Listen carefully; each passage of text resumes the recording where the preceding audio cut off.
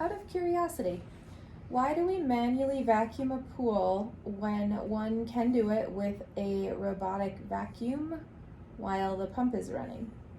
So I suppose, why would you manually vacuum a pool if you have a Polaris in it that would also run when the pump is on? Oh, you wouldn't have to.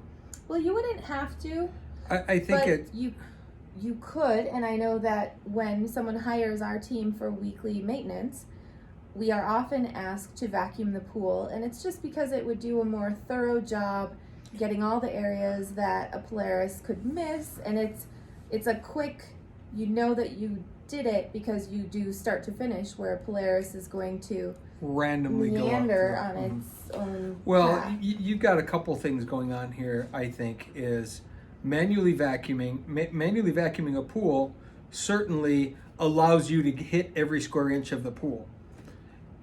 With most cleaners, 99.9% of the cleaners out there, they're all fairly random, and it's going to go where it's going to go. And if it runs long enough, in theory, it's supposed to have gone everywhere.